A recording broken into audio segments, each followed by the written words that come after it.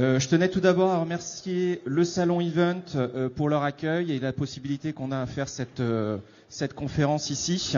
Et en particulier Romuald Gadra et Arnaud Fauché qui nous ont réservé un accueil particulièrement chaleureux.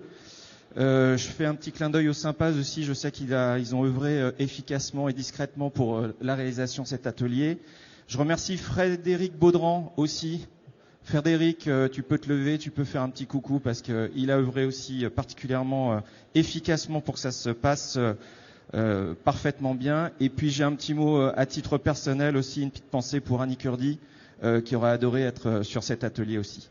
Voilà, donc moi je suis Didier Bouquet, je suis directeur technique et événements freelance et je suis le secrétaire de l'association DTE qui est l'association de la direction technique événements qui a été créée en septembre 2020 et qui compte actuellement 53 membres.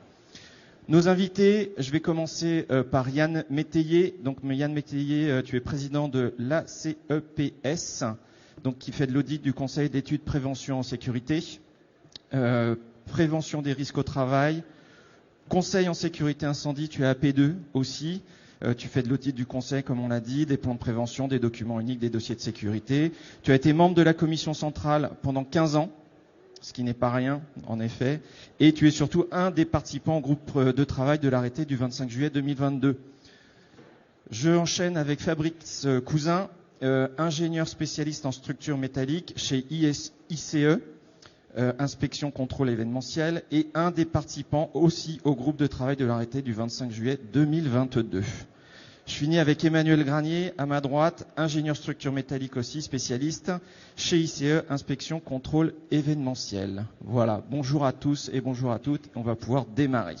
Donc ça va être un atelier assez technique, on va d'abord poser pas mal de petites questions pour qu'on essaie de mieux comprendre le cadre de cet arrêté, qui va sûrement chambouler pas mal de choses dans la façon dont on va devoir bosser prochainement. Et je vais commencer peut-être directement avec une question pour Yann. Pourquoi un tel arrêté et comment est-il né? Alors tu prends le petit micro à ta gauche, tu le colles bien au menton et qu'on t'entende bien. Alors c'est une très vieille histoire puisque tout ça date de l'accident de Furiani. Aussi bizarre que ça puisse paraître, l'accident de Furiani a déclenché un certain nombre de choses. Et notamment une réflexion au ministère de l'Intérieur qui a poussé le ministère de l'Intérieur à créer à l'époque un groupe de travail sur les questions des matériels et ensembles démontables. Ce groupe de travail a travaillé pendant 7 ans, ça allait pas très vite, et puis à ce moment-là est arrivée la fin de la Commission centrale de sécurité. Donc les travaux se sont arrêtés là. Parallèlement, on avait une norme sur les tribunes démontables, NFP 90-500, qui donnait plutôt satisfaction, qui a été remplacée par une norme européenne qui, en termes de sécurité, est très pauvre. Et moi, tout ça, ça m'inquiétait beaucoup. Donc, à la suite de l'arrêt de la Commission centrale de sécurité et à la suite de quelques autres accidents qui sont arrivés entre-temps, j'ai pris contact avec Patrick Fromentin, qui à l'époque était président du Sympaz, en lui disant qu'il faut qu'on fasse quelque chose. Et on a publié rapidement un guide technique des ensembles démontables. On avait sollicité le ministère de l'Intérieur, qui avait décliné notre invitation. Sauf qu'entre-temps, les Jeux Olympiques sont arrivés comme sujet. Et les Jeux Olympiques arrivant comme sujet, est arrivé ce qui devait arriver. Le ministère de l'Intérieur s'est réveillé. Et tout d'un coup, ils nous ont demandé de participer à un groupe de travail pour produire cet arrêté. Voilà l'histoire telle qu'elle s'est déroulée. Alors d'ailleurs, Yann, tu parles des Jeux Olympiques, on en parlera peut-être en marche, parce que là, on va parler surtout de l'arrêté du 25 juillet 2022. Mais il faut savoir qu'il y a aussi un arrêté qui a été publié le 30 septembre 2022, qui vient un peu compléter cet arrêté. Tu veux en dire 2 mots rapidement? Oh oui, il y a juste deux compléments. Le premier, c'est sur le nombre de sièges entre les circulations et entre la circulation et le garde-corps dans les tribunes. Et le deuxième, sur les questions d'éclairage de sécurité. C'est juste parce qu'ils avaient déjà, en fait, finalisé les plans des installations quand l'arrêté est paru. Alors, tu t'as parlé un petit peu des motivations. Est-ce que tu peux en dire un petit peu plus sur les motivations? Il y avait un manquement dans la réglementation actuelle là-dessus? C'est-à-dire que je pense qu'on avait beaucoup de textes disparates, ce qu'on vous projette là, existants, qui pour certains se contredisaient, ou en tout cas ne disaient pas la même chose. On peut prendre l'exemple des échafaudages dans le Code du travail et des échafaudages dans les établissements recevant du public, par exemple. Mais tout ça fait que pour s'y retrouver, c'était quand même pas simple, voire pire. Et alors donc du coup, il y a eu un groupe de travail qui a été constitué. Alors comment ça s'est passé cette constitution du groupe de travail? Là, c'est les mystères du ministère de l'Intérieur. Justement, précise de quelle manière vous avez été contactés, notamment Fabrice et toi. Alors, nous, on a été contactés au niveau du SYMPAS d'abord par le ministère de l'Intérieur parce que nous avions sorti le guide technique, qui d'ailleurs a été suivi par un deuxième guide technique de la préfecture de police de Paris très peu de temps après, parce que les architectes de sécurité notamment ont voulu reprendre ça pour que ce soit rendu obligatoire dans les commissions de sécurité parisiennes. Donc nous, on a été contactés au titre du SYMPAS, et comme on avait créé un groupe de travail pour rédiger le guide technique, on a refait appel à nos camarades ici présents. Alors Fabrice, peut-être que tu veux en dire un mot de la façon dont tu as été contacté, comment tu as pu œuvrer dans ce groupe de travail? Oui, moi j'ai été contacté directement par Yann, je pense, qui est à l'origine. Donc il m'a informé de cette possibilité de travailler sur des textes au sein du SYMPAS.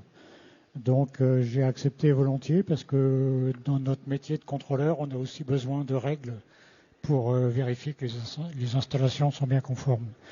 Donc voilà, c'est un travail qui a duré, je ne sais plus exactement, mais entre 2 et 3 ans. Je pense. 2 ans. 2 ouais. ans. Et donc il y avait plusieurs acteurs, il y avait des fabricants, des monteurs, des utilisateurs, d'autres bureaux de contrôle, et tout le monde a pu confronter ses idées, échanger pour arriver à un consensus commun, pour arriver à définir des choses. Bon, en tout cas, c'est une somme de compétences énorme, je pense, dans ce groupe de travail, parce que je pense qu'ils sont très modestes, mais il faut dire qu'ils sont d'une compétence et d'une expérience absolue, que le plateau qui est représenté ici, y compris Emmanuel, bien sûr, quoi. Alors moi j'ai une autre question. À qui ça s'adresse exactement cet arrêté et dans quel but précis? Alors l'objectif, c'est de faire en sorte qu'on ait une règle commune pour tous les ensembles démontables. Parce que tout à l'heure je vous parlais de la norme NFP 90-500, elle ne s'appliquait qu'aux tribunes et elle ne s'appliquait pas au reste. Par contre, ce qui était intéressant dans la norme 90-500, c'est le principe de l'avis, ce qu'on appelle l'avis sur modèle. C'est-à-dire qu'on peut reproduire à l'infini une structure démontable du moment qu'elle rentre dans un cadre qui a été validé par un organisme de contrôle agréé. Je vais prendre l'exemple d'une tribune parce que c'est le plus simple, mais ça pourrait être une scène par exemple, ce serait pareil. Si on dit, si un organisme de contrôle agréé dit votre tribune, elle est valide à partir du moment où elle rentre dans une ouverture maximum de 100 mètres, une profondeur maximum de 25 mètres et une hauteur au dernier plancher maximum de 12 mètres, tout ce qui va rentrer dans ce cadre-là sera validé automatiquement.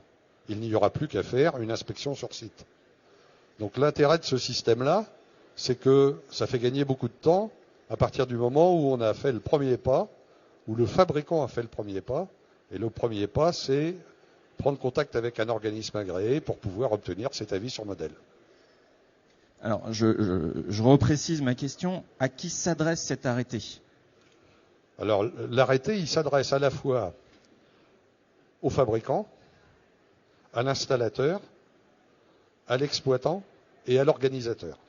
Est-ce que tu peux en dire un petit peu plus, ou Fabrice ou toi, sur le terme organisateur, je pense, qui est vraiment primordial là-dedans? Alors, le terme d'exploitant, c'est le même que dans l'établissement recevant du public. Le terme d'organisateur, c'est celui qui est à l'origine de la manifestation. D'ailleurs, il y a une définition bien plus précise dans l'arrêté. D'accord, donc l'arrêté vient repréciser, on aura peut-être l'occasion d'en reparler, mais vient repréciser ce terme parce que évidemment c'est un terme de responsabilité et je pense qu'il est très important de bien comprendre et connaître le cadre organisateur parce que évidemment il y a le client final qui va être le bénéficiaire de cette organisation et il y a aussi bien souvent une agence qui est aussi entre les deux.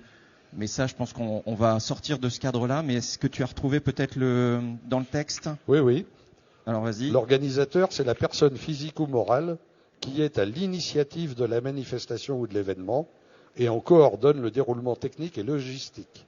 L'organisateur est l'interlocuteur privilégié de l'autorité de police. Donc ouais, dans ce texte-là, ça a le mérite de vraiment bien préciser le terme organisateur et on voit que ça recouvre beaucoup de choses en termes de responsabilité juridique. On va peut-être passer dans le vif du sujet maintenant, si vous voulez bien. Et alors, qu'est-ce que c'est qu'un ensemble démontable ? Qu'est-ce qui veut s'y coller ? Bon, allez, Yann encore. Alors, l'ensemble démontable, c'est une structure provisoire liée à une manifestation à caractère événementiel, sportif, culturel, commercial ou touristique, constituée d'une ossature conçue pour pouvoir être montée et démontée de façon répétitive en vue d'utilisation temporaire. Et ensuite, dans le texte précise les ensembles qui sont exclus et les ensembles qui sont inclus. Alors, on va peut-être commencer par les matériels concernés, ceux qui sont inclus. Donc, on a une petite diapositive pour ça que tu vas pouvoir retrouver devant toi, Yann. Donc, est-ce que tu peux nous en dire un petit peu plus ? Oui, bien sûr. En fait, je vais faire très court. Les matériels concernés, c'est les scènes couvertes, les passerelles, les échafaudages. On peut passer la vue suivante. C'est aussi les totems, les tribunes, bien sûr, les escaliers, les plateformes qu'on appelle très souvent plateformes VIP. On peut passer après. C'est aussi tous les supports d'écran, de son, de vidéo, de décor, les tours régie, et aussi tout ce qui concerne les installations techniques, à savoir les installations électriques, mais aussi les machineries en dessous de scène, par exemple, telles que celles qu'on voit là. Et évidemment les tribunes démontables. Alors, en revanche, il y a le matériel exclu. Alors, le matériel exclu, là aussi, quelques images très vite. Il y a d'abord ce qu'on appelle les scènes tractées. Il y a les manèges. Il y a les agrès de cirque. Il y a les tribunes dites monoblocs. On peut passer à la suite. Les chapiteaux et leurs contenants. Et là, je précise bien quand je dis leurs contenants, si dans le registre de sécurité du chapiteau, il y a une tribune démontable ou un gradin de cirque.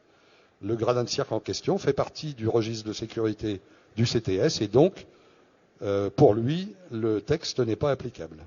Et puis, il y a également les jeux pour enfants. Super, merci beaucoup Yann. Et donc, on va commencer maintenant. Alors, je crois qu'il y a deux grandes catégories dans les ensembles démontables. Donc tu peux peut-être en dire un petit mot puisqu'on va commencer par la première. Mais en tout cas, les deux grandes catégories, quelles sont-elles ? Alors les deux grandes catégories, c'est les ossatures qui sont destinées à recevoir du public.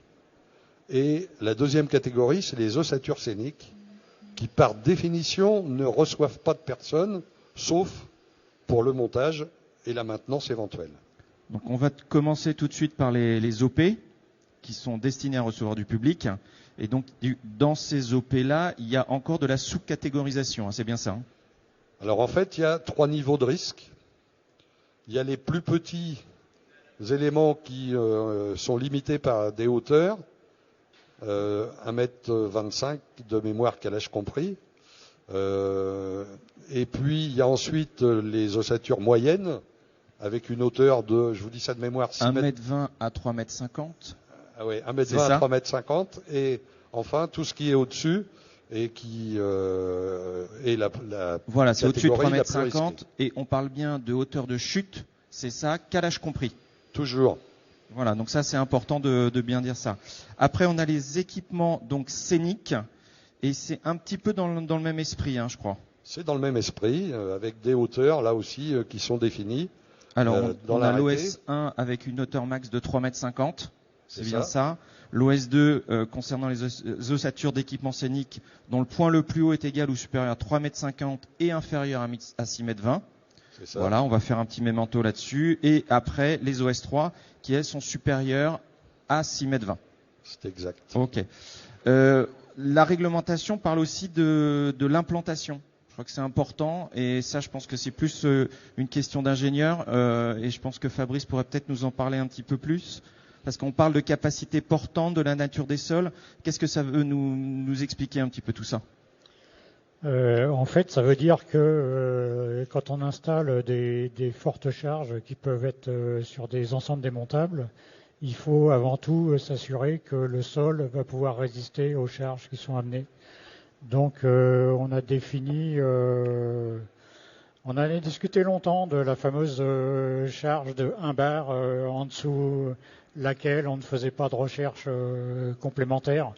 Mais il faut dire que ce sont des charges, je ne sais pas, vous qui circulez partout, sur toutes les routes, les trottoirs, il y a des charges de 1 bar partout et ça ne met en danger personne. Donc on s'est dit que tout ce qui exerçait une pression inférieure à 1 bar allait être forcément acceptable par les sols. Donc voilà, après on peut, au pire des cas, si on est dans une prairie où il a plu 3 jours, on peut, avec la boue ou d'autres événements, avoir un léger tassement différentiel. Mais ces tassements-là ne seront pas de nature à déstabiliser une structure, quoi. Voilà. Donc on a tous convenu de cette charge. 1 bar, on ne fait pas de vérification complémentaire. Alors après, il y a pour on va dire, aider un petit peu les organisateurs, il y a des festivals qui se déroulent depuis X années sur des terrains partout en France. On sait que les charges y sont depuis des années, il ne s'est jamais rien passé, y compris quand il y avait du vent ou beaucoup de pluie.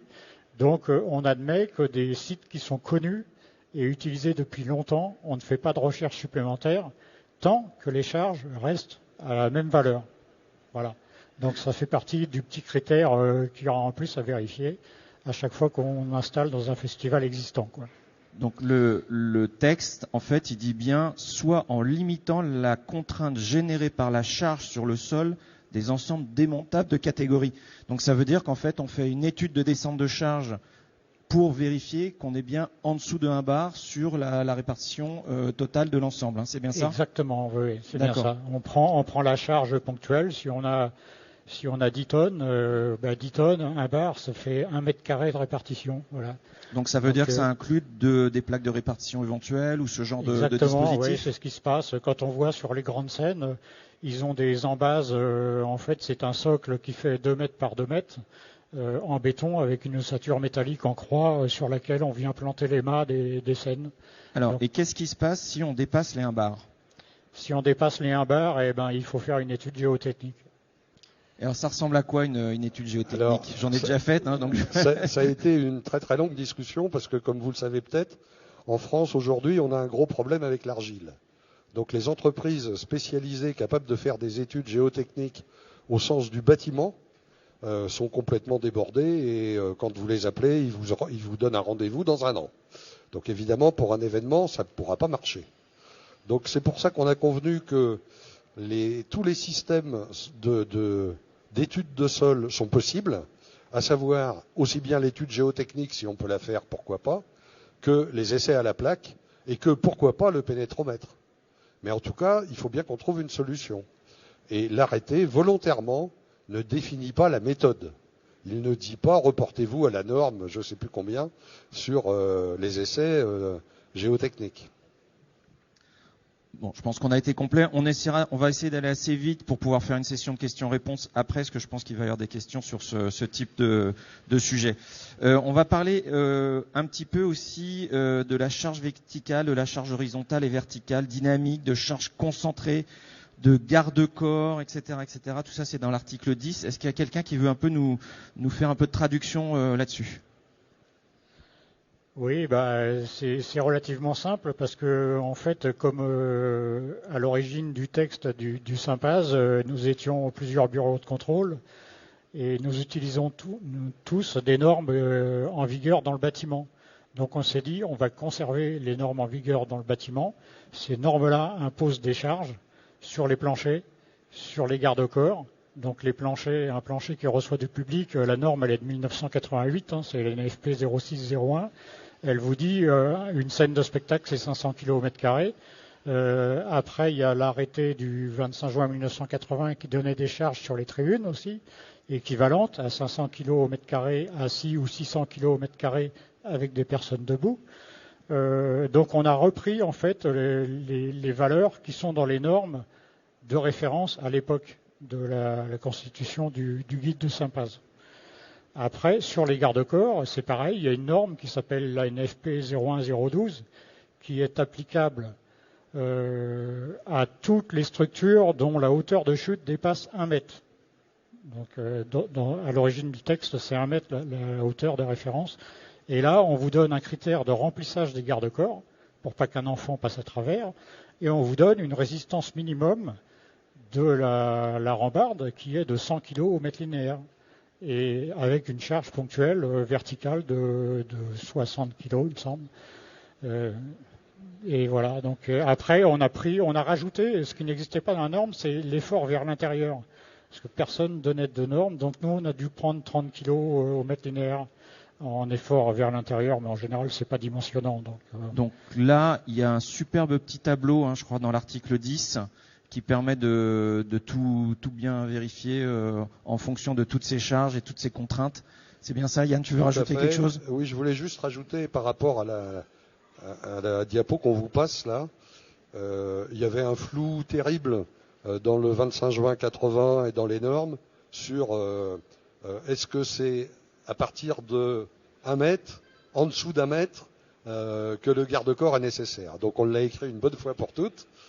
Donc le garde-corps, il est obligatoire, normé à partir du moment où la plateforme, la tribune, la scène est supérieure ou égale à 1 mètre.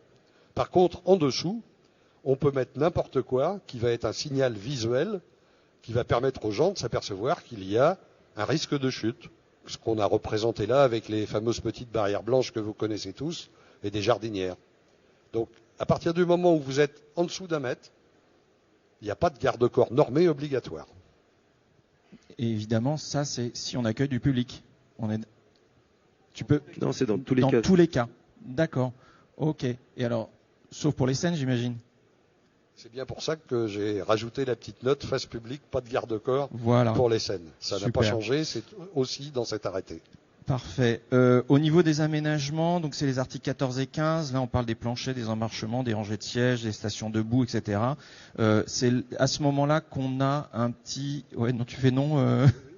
Non, mais c'est à ce moment-là que justement on a un report sur l'arrêté du 30 septembre. C'est là où on peut peut-être repréciser un petit peu. On l'a vite fait aborder tout à l'heure. C'est-à-dire qu'en effet, là, on a bien l'arrêté du 25 juillet 2022 qui lui va être applicable ad vitam pour l'instant. En revanche, l'arrêté du 30 septembre 2022, lui, il a peut-être une finitude à un moment donné. C'est ça? C'est ça. En fait, il va exister que pour les Jeux Olympiques. C'est le nombre de sièges entre les circulations et entre la circulation et le garde-corps. Comme je vous le disais tout à l'heure, les plans étaient déjà faits quand l'arrêté est sorti. Et donc il y a ça se joue à pas grand-chose, je crois. C'est un siège ou un siège de plus ou 2 sièges de plus. Ouais. Voilà. Donc on n'est pas sur des gros différentiels. Donc Par contre, cette fois-ci, on a essayé d'harmoniser le nombre de places, quel que soit, peu importe où est installée la structure, en intérieur et en extérieur. On a une seule règle pour l'intérieur, une seule règle pour l'extérieur. Et on arrête de changer parce qu'on est dans le sport ou dans le spectacle. Je ne sais pas lequel est le plus risqué aujourd'hui. On parlait tout à l'heure du dispositif de protection contre les chutes. Moi, il y a un petit truc qui m'a alerté là dans l'article 20. C'est le système d'alerte dès 25 cm. Alors c'est moi ou c'est où j'ai pas bien compris? C'est-à-dire qu'entre 25 cm et 1 mètre, en dessous d'1 mètre, le système d'alerte tel qu'il est dans dans la diapo qu'on vous a passée, il est obligatoire. Donc c'est bien entre 25 cm et 1 mètre. En dessous de 25 cm, on n'a besoin de rien. On considère que c'est une marche. C'est ça. Et après, entre 25 cm et 1 mètre, en dessous d'1 mètre, c'est obligatoire. Ok. C'est juste pour prévenir le risque de chute en fait sur cette hauteur-là, parce qu'en fait on a beaucoup de scènes en fait qui se trouvent à des hauteurs généralement entre 60 et 80 cm où on n'a rien en périphérie, ce qui fait que les gens en fait quand ils sont face au public ne voient pas en fait ce qu'il y a derrière eux, et si on n'a pas d'écran vidéo ou autre, en fait si on a un pas de recul, on peut éventuellement tomber de 80 cm, ce qui peut être dommageable. Ok, super. J'ai vu dans l'article 22 qu'on voit apparaître une notion de siège et banc non fixe. Qu'est-ce qui peut nous en parler? Alors c'est la même histoire. On a essayé là encore de faire en sorte qu'on arrête de nous raconter des fadaises. Très très souvent, on a le problème de loges pour le public, souvent pour des loges VIP, où évidemment on n'a pas des sièges attachés. Si je vous regarde là en face de nous, vous êtes dans des fauteuils très confortables, ça pourrait très bien être une terrasse VIP. Donc sur cette terrasse VIP, évidemment, on ne va pas mettre des chaises qui sont reliées entre elles, parce qu'on va mettre quelque chose de plus confortable. Donc dans cette optique-là, on a limité à 19 personnes maximum la loge, donc 19 sièges, avec une sortie. Et dans ce cas-là, on a résolu le problème avec lequel on se bat depuis des années. Donc ça a le mérite, cet arrêté en fait de préciser énormément de choses qui étaient en fait des habitudes ou des réflexes, ou en tout cas que certains chargés de sécurité pouvaient nous imposer ou nous demander. Et au moins maintenant on a un écrit qui est clair et net sur lequel on peut se reposer. C'est exactement ça. Et ben ça c'est une très bonne chose. Merci au groupe de travail. On va passer maintenant à l'article 26. Je fais rapide. On va parler des accroches et des ensembles démontables. Donc évidemment, un ensemble démontable, ça peut être suspendu, et notamment suspendu au-dessus du public, n'est-ce pas? Donc, quels sont les impératifs que prévoit l'arrêté? On va peut-être parler un peu avec Emmanuel. Tu veux bien t'y coller? Dans le micro, Pardon. Ah, pardon, voilà. En fait, l'arrêté, il a pour but aussi de clarifier en fait l'utilisation qu'on peut avoir des palans à chaîne qu'on utilise en fait dans l'événementiel, et notamment en fait sur les différents types de palans qui existent, parce qu'on a été envahi ces derniers mois, voire ces dernières années, de palans double frein, ce qu'on appelle les D8+, et on a un article, nous encore en France, qui risque d'être abrogé de toute manière dans les salles de spectacle, le L57 paragraphe 4, qui nous imposait en fait d'utiliser lorsqu'on avait un moteur, une sécurisation, soit par une élingue, soit par un stop-chute. Là, avec le nouvel arrêté, en fait, on prend les trois familles de palans, et par rapport à leurs caractéristiques, notamment celle du double frein, le D8+, ça nous permet en fait de pouvoir simplifier et d'homogénéiser en fait l'utilisation qu'on en a par rapport aussi aux gens qui vont venir aussi en France, notamment les Allemands, les Anglais, et lorsqu'on reçoit les tournées américaines, où ces gens-là utilisent le double frein depuis des années en fait. Par rapport à ça, maintenant, on définit quand même l'espace entre le scénique et l'espace qui est réservé au public pour avoir une utilisation ou une sécurisation bien spécifique. Donc actuellement, on a la plupart des moteurs, on va dire plus de 50% des moteurs en France sont des D8+, qu'on utilise à la fois en espace public et en espace scénique. On a le D8+, donc le double frein, et après on a le C1, ce qui est utilisé en fait, ce qu'on appelle les moteurs asservis en fait. Par rapport à ça, maintenant, la définition, c'est que tout ce qui se trouve au-dessus de l'espace scénique, lorsqu'on a du D8+, on a la possibilité de charger à 100% la CMU lorsque ce dernier est de conception en fait native D8+. Donc si on a un moteur D8+ d'une tonne, on pourra affecter en fait 1000 kg de charge dessus. Parce qu'à la base, il a été conçu pour reprendre 2 tonnes en fait de charge. Lorsqu'on utilise maintenant le D8, on va avoir la possibilité en fait de réduire sa charge lorsqu'il a son simple frein pour garder en fait un coefficient qui est identique à celui du D8+. Et la Servi, lui, de toute manière, il a déjà un déclassement par rapport à son utilisation. Donc ça va nous permettre en fait comme ça, via des études de charge, de pouvoir valider ou non le fait d'être obligé de rajouter en fait des safety par rapport à une utilisation d'un ballon. Bon, vous avez dit que c'était un atelier technique. Je pense que là, on est en plein dedans, quoi. Pour vulgariser un petit peu plus, je vois moi dans le texte qu'il y a des choses qui sont beaucoup plus claires et notamment au niveau de la direction technique, on se heurte pas mal aux accroches d'écran. Bon là c'est pas le cas ici, mais parfois on a des élingues qui sont pas forcément bien des élingues, on a des gripples, on a ce genre de choses et ça nous pose souvent des problèmes. Alors là je vois qu'il y a des choses qui sont quand même beaucoup plus claires, des élingues, des estropes textiles qui sont autorisées mais qui doivent être doublées par de l'incombustible, etc. Est-ce que vous pouvez nous en dire un petit peu plus là-dessus, et notamment l'usage des gripples, hein, n'est-ce pas, pour certains d'entre vous? C'est toujours intéressant. Ça, je vais laisser la parole. Hein. Alors là encore, on était dans un grand flou artistique avec, moi, ce que j'appelle beaucoup de, on va dire des fake news aujourd'hui, pour être dans l'air du temps. C'est-à-dire qu'on entendait tout et son contraire. Alors dans le tout et son contraire, par exemple, on entendait qu'à l'intérieur d'un établissement, on ne pouvait pas utiliser des stropes ou des lingues textiles. Ça n'a jamais été écrit dans aucun texte. Donc voilà, on a essayé là encore de clarifier les choses. Alors j'espère qu'on a réussi, et si on n'a pas réussi, pour une fois, le ministère de l'Intérieur a accepté qu'on ait une clause de revoyure annuelle pour éventuellement pouvoir apporter des modifications s'il y a des choses qui ne fonctionnent pas bien. Donc voilà, élingue textile possible, oui aujourd'hui. En intérieur, à condition qu'elle soit doublée par une élingue métallique. Enfin, d'accord. Oui, ça a le grand mérite, en fait, encore une fois, là on insiste, de préciser des choses, des habitudes, des légendes urbaines, en fait. Voilà, je cherchais le mot. Des légendes urbaines, en effet. Maintenant, au moins, on a un texte, et là, c'est l'article 26 de cet arrêté qui précise les choses de façon très claire. On a vu, en fait, qu'on rentre vraiment dans le technique. Quand on écoute Emmanuel, on rentre vraiment dans le technique. Et là, c'est là où on a besoin de spécialistes comme Fabrice ou comme Emmanuel pour nous préciser, nous aider justement pour bien faire les choses correctement et pour bien interpréter ce texte.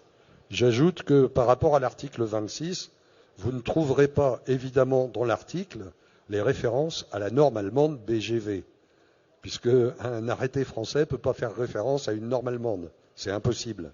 Donc dans le tableau qu'on vous a présenté là, on vous a mis entre parenthèses les références D8, D8+, et C1 de la norme allemande.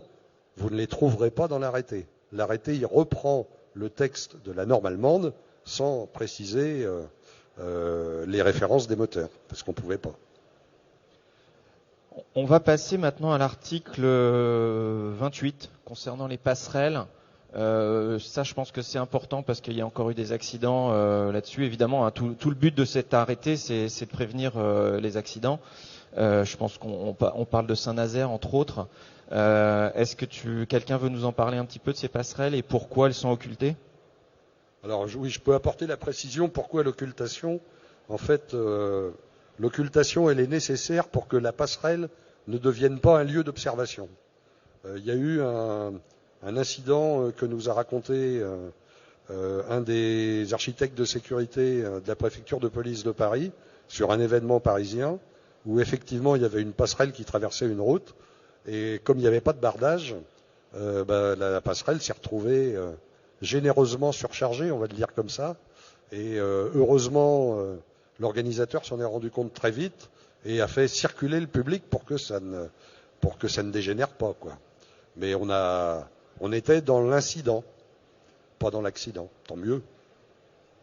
Voilà, encore une fois, on est dans de la logique, hein. On est vraiment. On va parler un petit peu des contrôles électriques aussi. Donc là, c'est référence à l'article 30. Hein. Je passe assez vite certains articles qui appellent pas vraiment de questions. J'espère ne pas aller trop vite. On pourra y revenir lors des questions-réponses. L'arrêté prévoit une vérification de l'installation électrique si celle-ci est supérieure à 36 kVA. C'est une nouveauté, ça ? Oui, c'est une nouveauté. C'est une nouveauté parce que c'était pas du tout ce qui était prévu dans le Code du travail pour les installations temporaires. Malheureusement, je ne sais pas si vous avez été au courant de cet accident, mais il y a quelques années, il y a une artiste professionnelle qui a été électrocutée sur une scène en France et qui est décédée. C'est à partir de là que la réflexion sur les installations temporaires électriques a commencé. Donc la difficulté, et moi j'avoue franchement, hein, je vous le dis, je ne suis pas électricien, mes collègues non plus, donc me posez pas trop de questions sur le pourquoi du 36 kVA, où est la limite, parce que je ne saurais pas vous répondre. Il y a des sujets sur lesquels moi je ne suis pas compétent et ça en fait partie. En tout cas, après de moultes discussions, avec le laboratoire central de la préfecture de police notamment, et pas que, et avec des électriciens, ils ont fini par se mettre d'accord sur cette taille à 36 kVA. En tout cas, encore une fois, ça a le mérite de préciser les choses, de les mettre noir sur blanc et que ça soit un arrêté qui le précise. En tout cas, c'est une très grande avancée. Concernant la météorologie, l'arrêté lui prévoit l'installation d'un anémomètre au point le plus haut, ainsi que le déneigement des ensembles démontables. Mais qu'en est-il concernant les scènes couvertes et quelle différence avec le CTS ?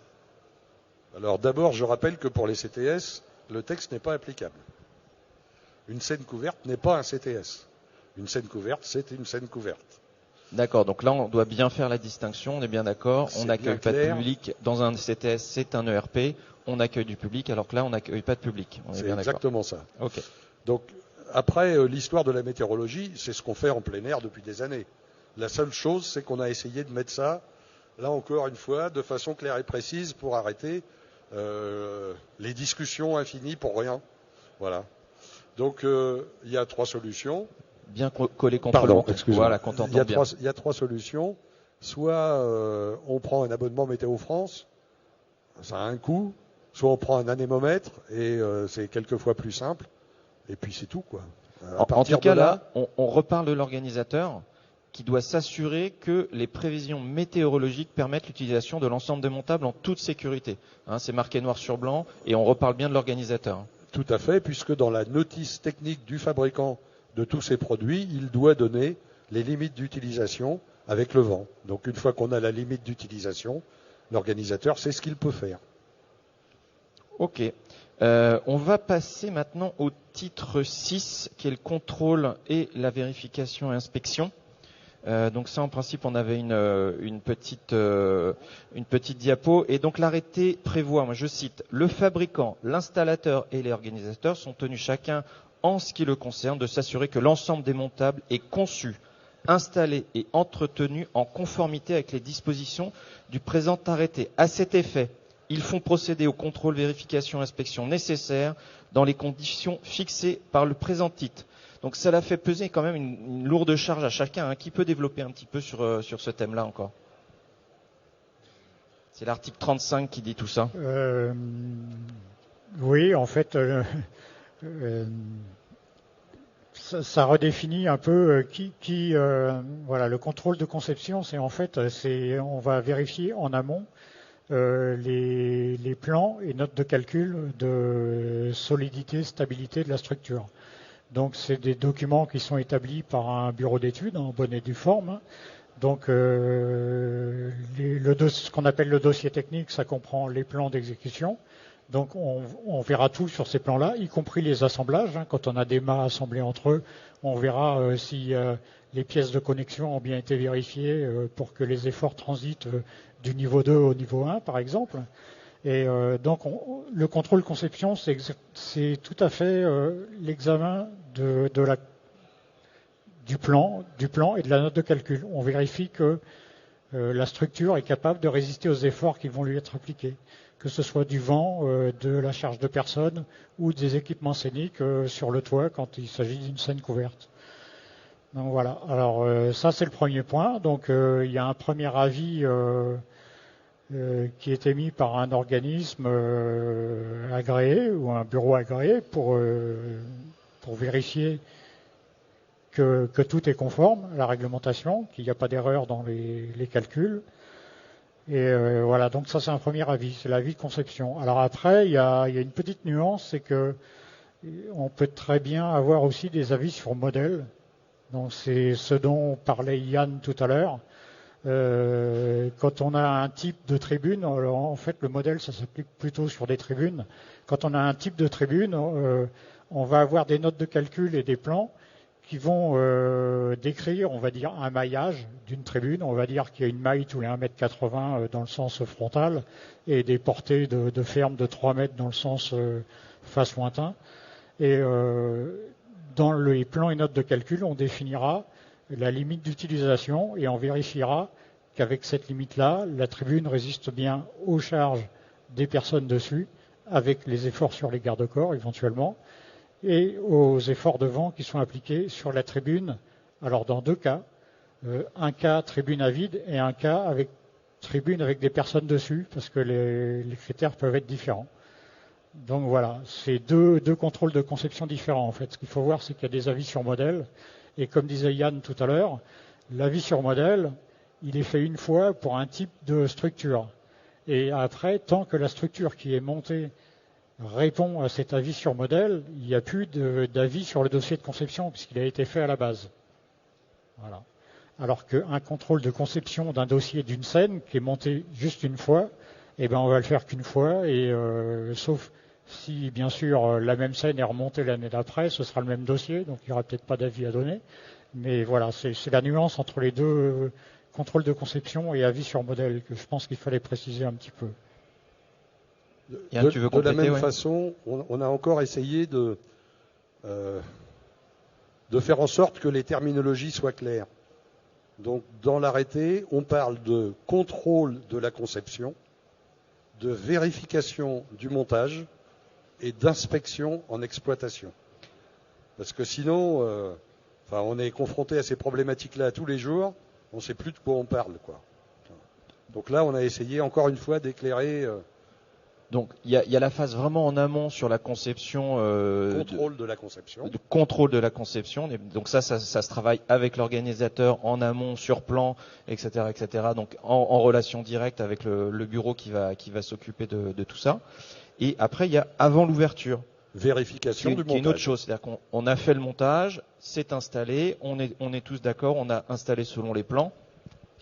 Et donc du coup, on doit avoir une installation de bon montage, a priori délivrée par l'installateur, c'est bien exact ? Alors, il y a toujours l'attestation de bon montage et elle est devenue systématique. Et elle est écrite aussi, puisque là c'est l'article 38, alinéa 3 et 4. Et elle est écrite. L'installateur s'engage. Parce qu'il y a un moment où, s'il installe quelque chose, il installe quelque chose qui est conforme. En tout cas, il vaut mieux espérer. Donc, après, il y a la vérification du montage. Et là, on revient sur nos catégories OS1, OS2, OS3, OP1, OP2, OP3 qu'on a vu tout à l'heure. Et là, en fonction du niveau de risque, soit on va avoir affaire à un organisme de contrôle accrédité ou agréé, soit on va avoir affaire à un technicien compétent pour les structures du deuxième niveau, et pour les plus petites, seule l'attestation de bon montage de l'installateur va suffire. Donc là, on a 3 niveaux d'intervention. Oui, tout à fait. Alors du coup, pour rappel, c'est les OP2, OP3 et OS3 qui demandent, si je me trompe pas, un organisme accrédité. D'accord. Donc ça, il faudra évidemment, il faut se reporter aux articles pour bien la définition, pour bien comprendre la définition des OP et des OS. Après, si c'est un OS d'OP2, moins de 300 personnes et moins de 500 mètres carrés, qu'est-ce qui se passe à ce moment-là ? Là, c'est un technicien compétent. Bravo. Dernier point, il y a aussi un dossier de sécurité à mettre en place, c'est bien ça ?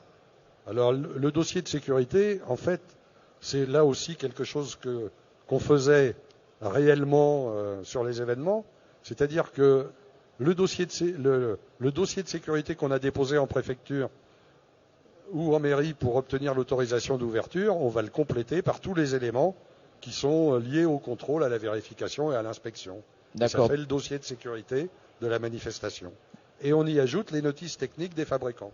D'accord, donc ça veut dire qu'on va avoir un dossier de sécurité en mairie déposé par un chargé de sécurité, par exemple, et on doit venir compléter avec vraiment des aspects très techniques liés à cet arrêté-là pour avoir vraiment maintenant le dossier complet, quoi.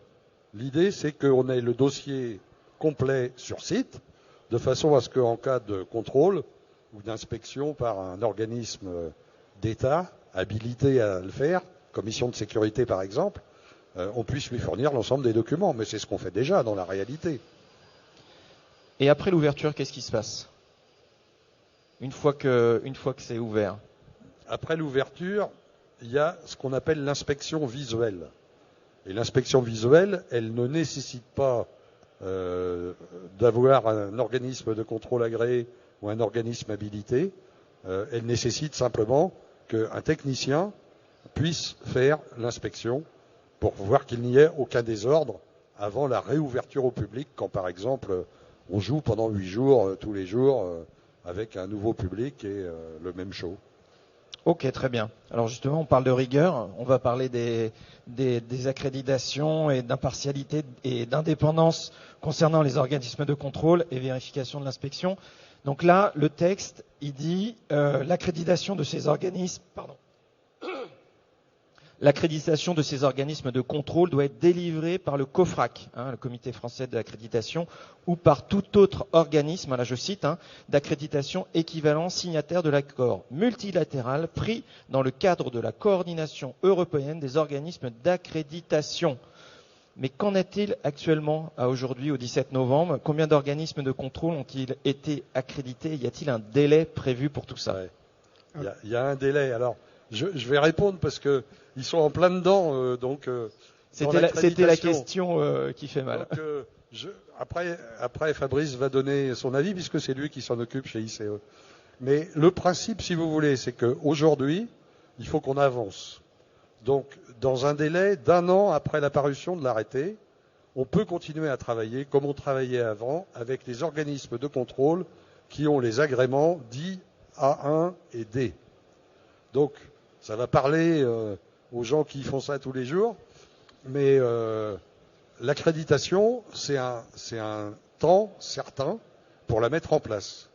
Donc le COFRAC a travaillé avec le groupe de travail au ministère de l'Intérieur pour préparer l'accréditation. L'accréditation aujourd'hui, elle est en place et l'arrêté a donné un délai d'1 an entre la sortie du texte et les accréditations pour qu'on ait le temps d'avoir les organismes de contrôle accrédités dans les délais. Fabrice, peut-être un complément? Oui, je vais juste rajouter une petite chose. Quand Yann dit que l'organisme d'accréditation est prêt, c'est pas tout à fait ça quand même. Voilà. Nous, dès la parution de l'arrêté, on a entrepris la démarche pour se faire accréditer, puisque pour nous c'est primordial, bien sûr. Et en fait, on sera capable de passer une accréditation au mois de mai-juin pour l'instant. C'est les réponses qu'on a eues du COFRAC avec nos diverses relances. Donc voilà, on prépare le dossier, on prépare tout. Moi, pour l'instant, je fais beaucoup de travail administratif sur le sujet. Mais voilà, je pense pas qu'il y ait aucun organisme accrédité avant mai-juin. Et l'arrêté nous laisse jusqu'au 1er août 2023, si j'ai bonne mémoire. Donc tout va se faire dans le dernier trimestre. Bon, il faut croiser les doigts.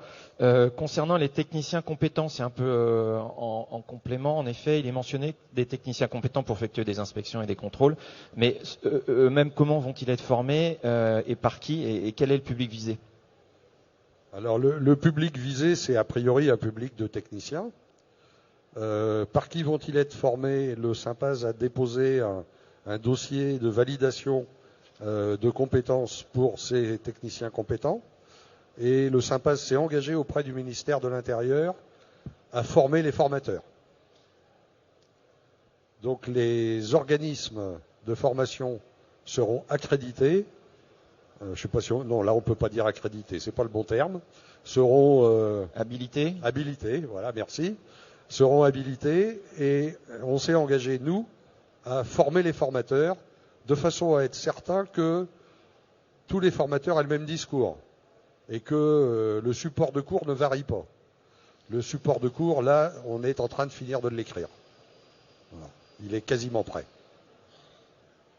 Et il y aura des centres de formation partout en France. Enfin, en tout cas, on fait en sorte que on couvre l'ensemble de la France géographiquement parlant. Alors, on a quasiment terminé et je suis content parce qu'on va avoir le temps de questions-réponses. On va juste aborder les installations prolongées. Rapidement, c'est le titre 7, si je me trompe pas. Qu'est-ce qui change sur les installations prolongées? Alors, on a le droit de dire que les installations temporaires ont une durée autorisée par le texte d'1 an maximum. Ça, c'est le texte. Mais après, il y a la réalité qui nous rattrape. Alors, je vais pas citer l'endroit où ça se passe parce que je veux pas, mais je connais un stade sur lequel il y a des tribunes Samia qui sont en place depuis 15 ans en plein air.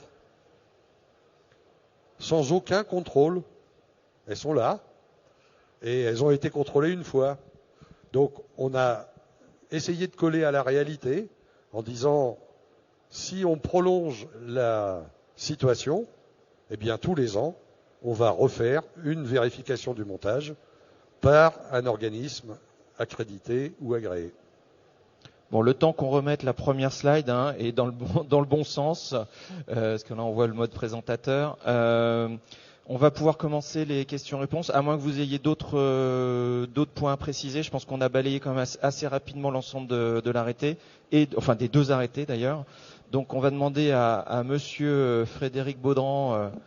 Voilà, j'ai une question tout de suite avec Dan-Antoine Blanchapira tu te présentes, Dan-Antoine, vas-y. Oui, bonjour, Dan-Antoine Blanchapira de l'agence Sensation. Merci Didier, merci à toute l'équipe pour le travail de rédaction et de clarification. J'ai deux questions, une question technique. Si vous pouvez revenir sur les attaches de fauteuils. J'ai cru comprendre, mais c'était un peu rapide, que c'était en dessous 19 fauteuils ou 19 chaises, ce qui paraît pas beaucoup. Est-ce qu'il y a une obligation d'attache en toute situation de tout fauteuil au-delà de 19 sièges? Alors, et une question, excusez-moi, je fais les deux questions. On va répondre à ta première question, Dan-Antoine. D'accord. On reviendra à la deuxième. La première, c'est que l'arrêté du 25 juin 80, il est toujours actif.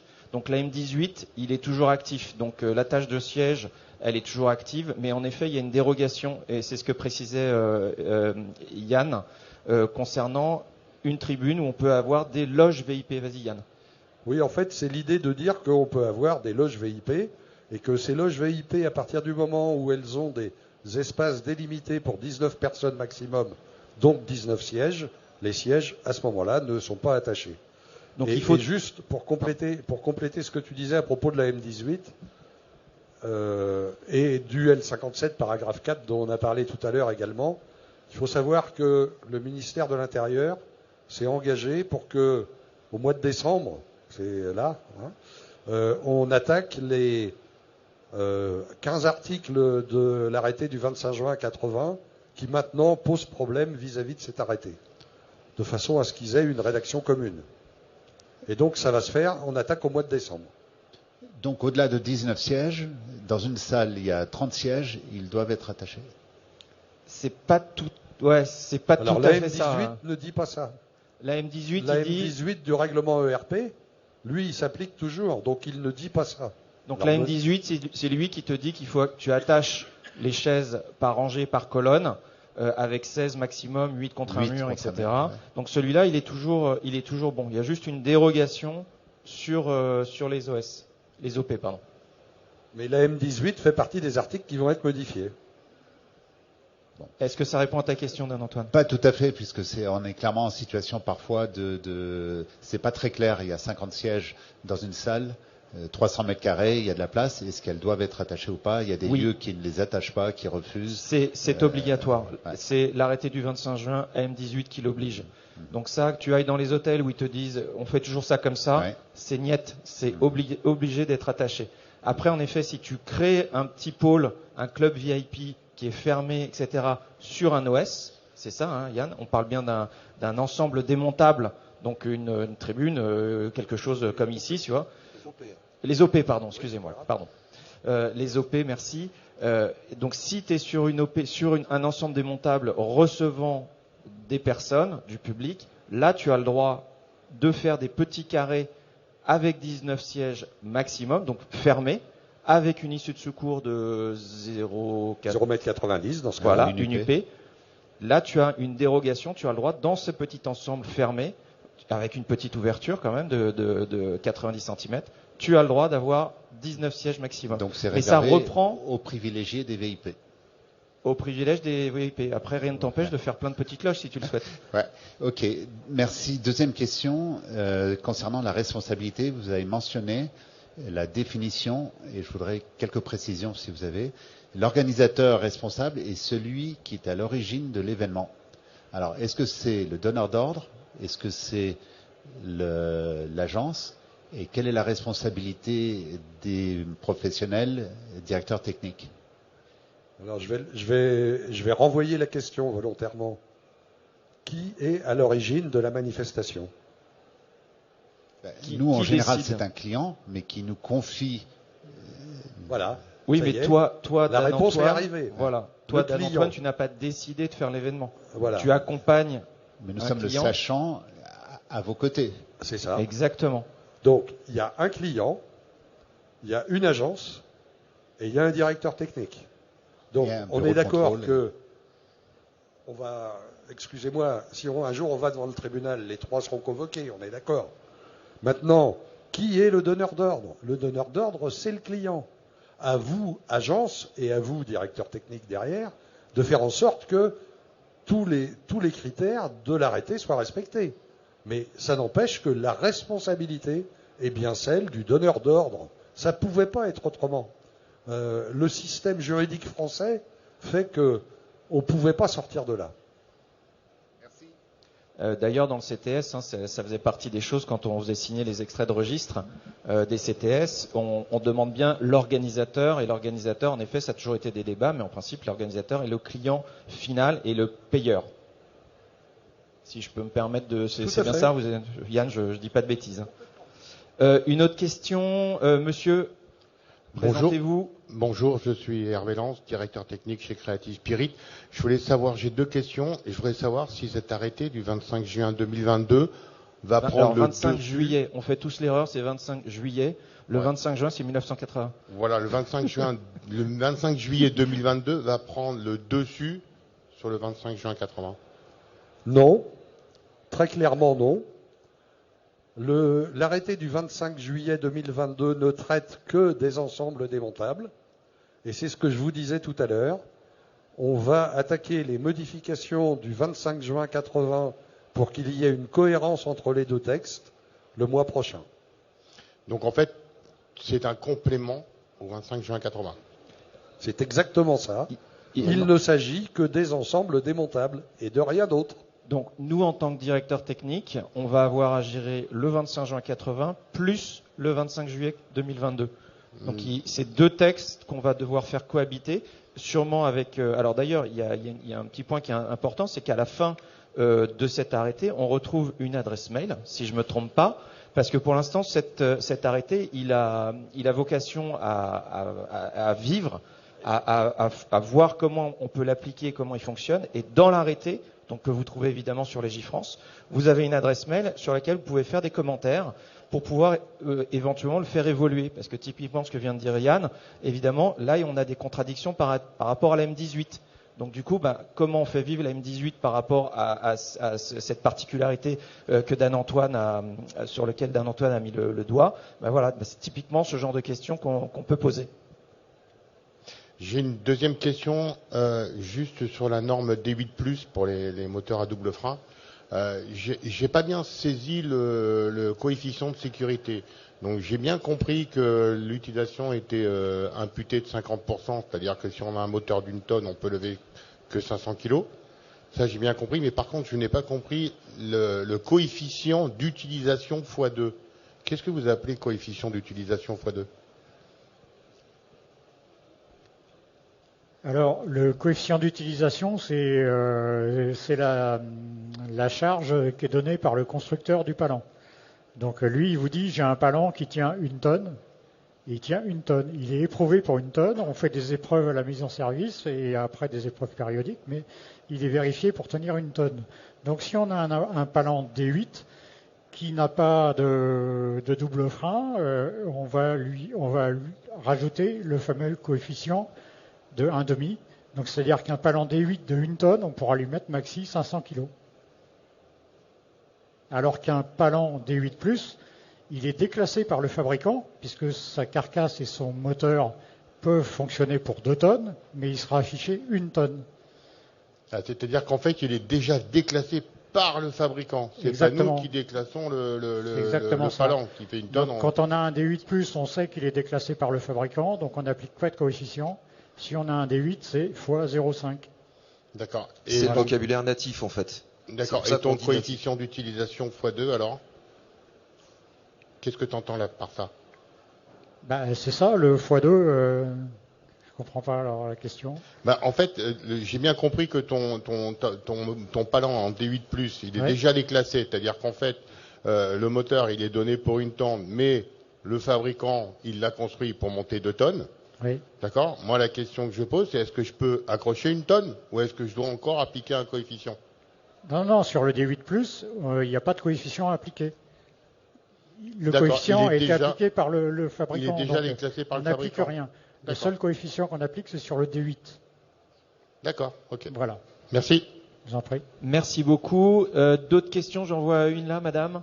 Présentez-vous, Oui. madame. Bonjour. Bonjour, Peggy. Peggy Boitel, l'agence Événementiel. C'était pour rebondir par rapport à ce que disait Dan-Antoine. Moi, j'avais une question. Là, si on prend une configuration comme celle-là, est-ce qu'on avait le droit de mettre ces fauteuils de cette manière? Et pourquoi pas mettre des chaises attachées? Et là, on n'est pas sur un ensemble démontable. D'accord. Un ensemble démontable, il est défini par l'arrêté. Donc, on n'est pas sur un ensemble démontable. Donc là, on est dans un établissement recevant du public. Il y a un chargé de sécurité qui est passé pour ce salon comme pour tous les autres. Je ne sais pas qui c'est. Alors, mais, est-ce que le chargé de sécurité peut répondre? mais Peut-être. le chargé de sécurité a Il y a, forcément il y a un donné son micro juste accord. à côté de lui. Hervé, réponds à Peggy. Je n'ai pas entendu parler. Ah oui, parce mais qu'il ça, discutait. c'est pas cool. Pourquoi ton siège n'est pas attaché à celui de ton voisin? C'est très simple. Hervé Pierre, chargé de Chargé de sécurité sécurité chez incendie. Hervé Pierre Consulting. Donc dans le règlement du type L, on a deux configurations. Une configuration conférence, où là on demande que les sièges soient liaisonnés entre eux. Et après on a des configurations cabaret-spectacle. Et cabaret-spectacle, effectivement, si on a des chaises et des petites tables basses, qui veulent une petite nuance, et ben là il n'y a pas d'obligation de fixer les chaises. Et peu importe le nombre de personnes. Peu importe le nombre de personnes, effectivement. Voilà. Alors, Ok, et j'avais juste une deuxième question par rapport à la notice de sécurité. On parlait de responsabilité. Si par exemple c'est l'agence qui signe la notice de sécurité, est-ce que du coup ça la responsabilise quand même ou pas, ou voilà? Alors, je ne suis pas allé jusqu'au bout des projets du ministère de l'Intérieur. Dans la première diapo qu'on vous a passée, je ne sais plus si j'ai mis le décret de 95 et la circulaire de 95, je ne me rappelle plus, qui ont été pris juste après, non, je ne les ai pas mis, j'ai oublié, qui ont été pris juste après que les jugements soient devenus définitifs de l'accident de Furiani. Mais ça a été fait d'une façon un peu précipitée. Donc aujourd'hui, il nous manque un texte qu'on va qualifier de l'organisation des manifestations, pour savoir qui signe quoi et avec quel diplôme on peut signer, pour faire court. Voilà. Donc ce sera le travail d'après. Je vous ai dit que le prochain en décembre, c'est celui qui va permettre de remettre à jour l'arrêté du 25 juin 80 par rapport à l'arrêté du 25 juillet 2022. Et le travail suivant, le troisième, c'est organisation des manifestations. Parce que je peux vous dire, et Hervé Pierre le sait autant que moi, que la préfecture de police de Paris, par exemple, tient beaucoup à ce qu'on ait enfin un texte sur ce sujet-là. Merci, oui, effectivement, juste parce que, enfin, en tout cas par expérience, moi je préfère toujours que ce soit le client qui signe la notice de sécurité que l'agence. Donc voilà, après, c'est sûr que ça serait intéressant de savoir là-dessus s'il y a un petit vide, de voir comment on peut faire. Après, ce faire. que dit Yann, c'est que quoi qu'il arrive, agence, client, direction technique et voire direction de production, on sera tous au procès, de toute façon. Après, savoir qui a signé quoi, ça va être une autre histoire. Et après, il va y avoir une recherche de responsabilité. Et la responsabilité, elle est jamais unique. Elle est toujours partagée. Donc, de toute façon, c'est un sujet, tu as raison, mais ça ne va pas te dédouaner. Comme le disait Dan Antoine, on est sachant. Les agences sont des spécialistes. Nous, DIRTech, nous sommes des spécialistes. Les bureaux de contrôle sont des spécialistes. Maintenant, on essaye de tous collaborer ensemble. Yann, tu veux compléter ?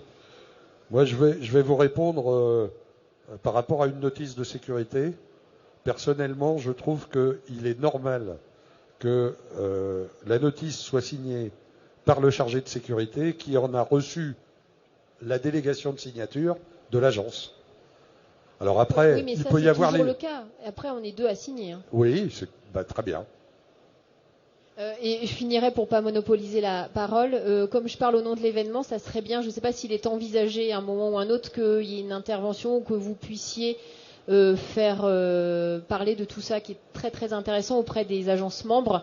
Donc, en tout cas, il faudra peut-être réfléchir à évoquer le sujet. Alors, voilà. Alors, j'ai communiqué auprès de l'événement pour faire en sorte qu'il y ait une communication en interne qui soit passée. J'espère que ça a été fait. Et en effet, on est c'est super, mais je ne sais pas si la communication est passée. Bon, c'est super. Merci beaucoup, en tout cas, à l'événement aussi d'avoir relayé. Mais en effet, je pense que c'est très important de faire de la pédagogie, et c'est pour ça qu'on remercie encore nos invités, le Sympaz, l'Event, d'avoir pu nous permettre d'organiser cette conférence, parce que je pense qu'elle est primordiale et c'est une vraie sensibilisation. Là, on sensibilise que sur cet arrêté-là. Mais évidemment, il y a toujours l'arrêté du 25 juin 80 qui est évidemment fondateur dans l'organisation d'événements et on doit toujours s'y référer. Donc ça, c'est primordial. Merci beaucoup. Donc on communiquera avec grand plaisir et ça a le mérite. Nous, on s'est enfin fédérés, nous les directeurs techniques.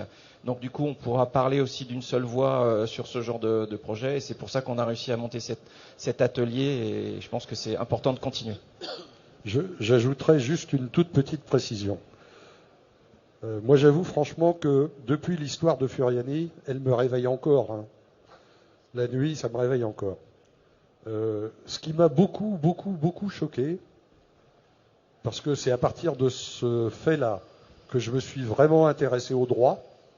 Parce qu'avant, oui, je m'intéressais au droit, mais un peu comme nous tous, avec un regard extérieur. Voilà. À partir de ce jour-là, j'ai commencé à rentrer dans le vif du sujet. Et par exemple, c'est extrêmement intéressant de lire les attendus des jugements, y compris celui de Furiani. Moi, je pense franchement que on vit dans un système, je parle du système français, qui a toujours fonctionné avec une logique d'écrire les règles. Si vous allez en Angleterre, c'est un peu pour ça que l'Union européenne, à un moment, nous a parlé de droit souple. Ça fonctionne pas comme ça. Et au bout du compte, le juge y décide, mais il n'a pas de grille de lecture. Et moi, ce qui m'importe, c'est qu'il y ait une grille de lecture. Parce que pour nous, sur le terrain, parce que j'ai quand même été sur le terrain pendant 30 ans, avant de m'intéresser aux questions de sécurité, c'est important que chacun d'entre nous sache quelle est sa place et quelles sont ses responsabilités. Et moi, personnellement, c'est vraiment ça qui me fait agir aujourd'hui par rapport au texte. Est-ce qu'on a d'autres questions ? Bonjour. Bonjour, Frédéric Séo, alias Casimir, je fais de la direction de production. Moi j'ai une petite question, c'est sur les délais d'application de tout ça, parce qu'on voit que les organismes de contrôle ne sont pas agréés, les techniciens ne sont pas habilités, Et nous, on a pas mal de manifestations cette année. On voit que les agences sont pas informées. Les freelances, j'en sais rien, mais dans l'association des freelances de l'événement, on est déjà au courant parce qu'on informe beaucoup les membres. Mais voilà, dans quel délai en fait on doit appliquer toutes ces normes, parce qu'on a des dossiers qui sont en cours, même pour fin 2023. Donc ça a des coûts, ça a des implications qu'il va falloir qu'on mette en place rapidement. Alors, donc, pour la première partie, je vais te répondre. En effet, on communique aussi bien à l'événement. Moi, j'ai refait une communication dans le Slack, encore avant-hier, il me semble, dans le Slack des freelances de l'événement. Donc, on communique tout ça. Je sais qu'il y a une communication interne là-dessus, donc on essaye de communiquer au mieux. Après, c'est un arrêté qui est public, qui se trouve dans les J-France aussi. Évidemment, c'est pour ça qu'on fait cette conférence, parce qu'il faut l'expliquer. Mais en tout cas, c'est très important. Et sur la deuxième partie, je te laisse répondre, Yann. Alors, l'application, elle est maintenant tout de suite. Mais c'est bien pour ça que le ministère de l'Intérieur a voulu absolument qu'on laisse la possibilité aux organismes agréés A1 et D de faire le travail avant que le reste ne soit mis en place, à savoir les organismes accrédités. Si on fait le tour des organismes agréés A1 plus D, on va retrouver tous les gros bureaux de contrôle. Les Socotec, Veritas, Decra, APAV, Alpe Contrôle, j'en ai oublié évidemment. Voilà, bon. Eux, ils sont tous A1 plus D, ces gens-là. Mais on sait bien, nous, sur le terrain, qu'on risque de se retrouver avec des gens qui n'ont pas l'habitude de nos installations. D'où la nécessité de passer par une accréditation. Mais il fallait aller vite à cause des JO. Voilà. Donc pour l'instant, vous avez ces organismes de contrôle qui peuvent faire le travail en attendant d'avoir les organismes accrédités à partir du 1er septembre de l'année prochaine. Et Yann, d'ailleurs, je crois que vous travaillez, alors tu m'en as parlé rapidement au téléphone l'autre jour, mais je crois que vous travaillez justement sur une liste de cabinets de contrôle qui sont vraiment spécialisés, parce que c'est vrai que c'est parfois compliqué si on appelle un Socotec ou un APAV directement, de trouver la bonne personne au sein de ces grands cabinets de contrôle. Donc, est-ce qu'il y a une liste, quelque chose qui va être créé pour justement faciliter les contacts, ou c'est... On peut pas, Non, on peut... Le Sympaz peut pas écrire ça. C'est très délicat. Philippe, qui est en face de moi, va me confirmer qu'on peut pas écrire ça. Non, par contre, on peut en parler. On pourra en parler. Très bien. Est-ce qu'il y a d'autres questions? On a encore du temps. Hervé Pierre, bah oui, bien sûr. Hervé Pierre a des questions. Ouais, non, j'en ai qu'une. Bien le micro contre ta barre. J'ai beaucoup de réponses, j'ai qu'une question. Alors, on va parler de la M18, on va parler du nombre de personnes entre comment on appelle ça, un garde-corps et une allée, et entre deux allées. Donc, pour ce qui est des tribunes et des gradins, il n'y a pas de sujet, des sièges coques solidement fixés, donc 10 et 20 en intérieur et 20 et 40 en extérieur. Quid d'un podium où on va rajouter plein de chaises et où le système de fixation est souvent assez léger? Est-ce qu'on va rester sur la M18, le 8 et 16, ou on va passer sur un 10 et 20 en intérieur? Parce que c'est une question que moi j'ai eue sur les CTS, où on était sur 5,50 et 11 mètres, donc ça fait 11 personnes et 22 personnes, où la préfecture de Paris a dit à un moment, pour ce type de podium avec des chaises et de ce système de fixation un peu léger, de respecter la M18, les 8 et 16. Alors pour le nouvel arrêté, quid? Je ne peux pas répondre puisque on n'a pas commencé les travaux. Donc je suis pas tout seul. Hein. Ouais, mais à s'y pencher un tout petit peu là-dessus, pour que nous on ait des réponses concrètes. Voilà. Mais je suis preneur des réponses et je les porterai. Voilà. Encore d'autres questions éventuellement? Il nous reste encore un quart d'heure, c'est formidable. Profitez-en, vous avez des spécialistes devant vous. Ou alors on a très très bien fait notre travail et vous avez tout compris. C'est bon pour tout le monde? Non, Emmanuel? moi j'ai une question en fait. Ah, vas-y, t'as une question. Parce que, étant donné qu'on a certains articles, certaines arrêtés qui sont en contradiction, notamment le L57, qu'est-ce qu'on applique en fait? Est-ce qu'on applique l'arrêté du 25 juillet ou est-ce qu'on a encore la possibilité d'appliquer le L57? Pour mémoire, rappelle ce que c'est que le L57 peut-être, pour que tout le monde comprenne bien. C'est l'article en fait qui oblige d'avoir une sécurisation en fait d'un élément suspendu par de conception différente.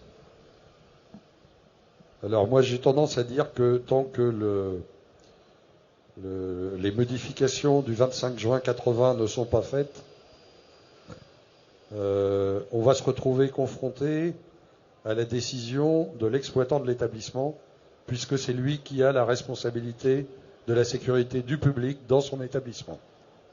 Je parle bien dans un ERP construit. Je ne parle pas dans un lieu de plein air, parce que là, ça change beaucoup de choses. Mais pour l'instant, la seule réponse que je peux apporter tant que le texte du 25 juin 80 n'est pas modifié, c'est que l'exploitant de l'établissement est responsable de la sécurité du public, et par voie de conséquence, c'est lui qui va dire « j'accepte » ou « je refuse ». Donc il peut aller en aggravation de la réglementation. Il va prendre la décision par rapport à la solution qui lui paraît la plus satisfaisante. À nous de réussir à les convaincre. Alors Yann, tu parlais de plein air, mais un ERP le prévoit, le PA. Alors quelle différence tu fais là? J'ai pas bien saisi. Eh ben, la différence, c'est qu'en fait, les accroches au-dessus du public, il y en a très très peu quand on est en PA. Donc la question, elle se pose très différemment. Et déjà, elle était résolue de fait dans les stades, par exemple, sans que ça pose de problème à personne. Les exploitants étaient d'accord avec nous pour utiliser ce qui est devenu l'arrêté du 25 juillet 2022. Oui, parce que le RP est quand même défini aussi comme enceinte. On est bien d'accord, c'est pas uniquement un bâtiment. Oui, mais en fait, le fait qu'il n'y ait pas de public en dessous des accroches faisait que la question ne se posait pas. Si on prend le Stade de France, par exemple, on mettait des sécurités sur les suspensions qui étaient au-dessus des tribunes tout autour de l'arène. Et ça me paraît en plus assez normal qu'on le fasse. Ok, super. D'autres questions qui... Plus rien. Bah, écoutez, on va... Si, moi j'ai encore une question. Emmanuel, j'ai plein de questions. Alors vas-y, il nous reste encore 12 minutes. C'est que tout à l'heure on a parlé donc d'organismes de contrôle agréés ou habilités, de techniciens compétents, mais c'est qu'à la fin en fait il faudra à la sortie en fait de la vérification du montage avoir un document commun en fait. Et il faudra quand même expliquer, et notamment parce que nous on fait la démarche pour pouvoir avoir cette accréditation, pour les techniciens compétents, de leur expliquer en fait le cadre juridique dans lequel ils s'engagent, et notamment en fait l'utilisation d'un rapport type qui correspond en fait à l'arrêté. Ça va pas être un petit bout de papier rempli en fait sur un coin de table. Non, ça va pas être un petit bout de papier, je te rassure. La formation de techniciens compétents, elle va durer 3 jours pour la partie juridique, et ensuite une journée par type de produit. Une journée, parce qu'ils ne sont pas obligés d'être compétents dans tous les domaines, ils n'ont peut-être pas besoin de ça, par exemple. Donc il y aura une journée sur les tribunes, une journée sur les échafaudages, une journée sur les parties grilles, moteurs et poutres, et il m'en manque une journée sur les scènes, pardon. Tu as d'autres questions, Emmanuel? Non, je vais m'arrêter là. Bon, de toute façon, on va sûrement libérer le plateau, parce qu'il y a d'autres personnes juste après nous. Donc, je tiens encore à remercier énormément nos invités. Donc, Yann Métayer, président de l'ACEPS, Fabrice Cousin et Emmanuel Granier de IEC, ingénieur structure métallique. Je tiens à nouveau à remercier le salon Event pour l'accueil qui nous a été réservé par Romuald Gadra et Arnaud Fauché. Encore une fois, le Sympaz, Philippe est parti, mais un petit coucou au Sympaz, merci beaucoup. Et on vous remercie aussi tous et toutes de votre participation. À très bientôt, et on va tous collaborer ensemble pour que ça se passe très très bien. Merci.